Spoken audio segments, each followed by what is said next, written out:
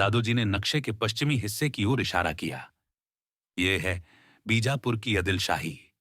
देखने में भव्य है, लेकिन भीतर से चालाक है। वे सह्याद्री के इस पार की भूमि पर नजर गड़ाए बैठे हैं। उनके पास तोपखाने में महारत है। उनकी घुड़सवार सेना तेज और अनुशासित है। उनके दरबार में कई तेज तर्रार मंत्री और सेनापति हैं, जैसे अफजल खान। व्यापार और खजूर की खेती से उनका खजाना हमेशा भरा रहता है। लेकिन उनके अफसरों में आपसी गुटबाजी है। पठान, तुर्क और दक्खनी एक दूसरे से लड़ते रहते हैं। वे मराठा सरदारों पर ज्यादा निर्भर रहते हैं, जो हमेशा वफादार नहीं होते। उनके राजा और दरबार ऐश्वर्य और मौज मस्ती में डूबे रहते हैं, जिससे युद्ध में ढिलाई आती है।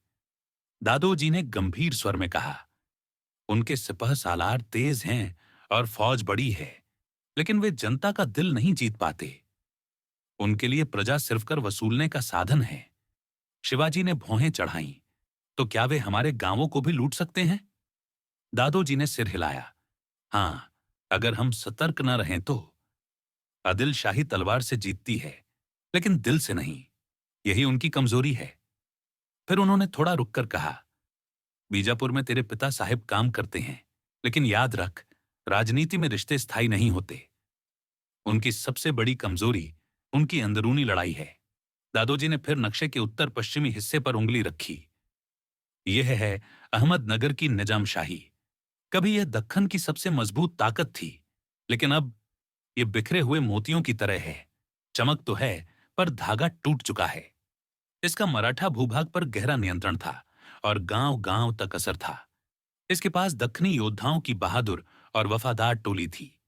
इसके सेनापति रणनीति में निपुण थे और पहाड़ तथा मैदान दोनों में लड़ना जानते थे।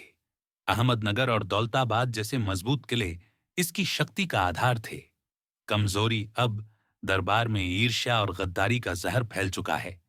मुगल और आदिल शाही ने मिलकर इसकी रीढ़ तोड़ दी है।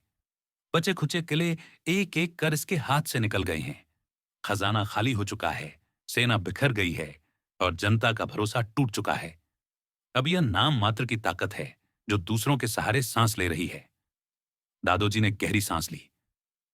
शिवबा, निजाम शाही की कहानी सबसे बड़ा सबक है। अगर तू अपनी ताकत खुद नहीं बनाता, तो दूसरे तुझे निगल जाएंगे। अपने किले, अपनी सेना और अपनी जनता पर भरोसा कर, वरना तू भी किसी के नक्शे में बस एक रंग बनकर रह जाएगा। शिवाजी ने दृढ़ निगाहों से नक्शे को देखा। दादाजी, मैं वादा करता हूं, मैं ऐसा रंग बनूंगा जिसे कोई मिटा न सके।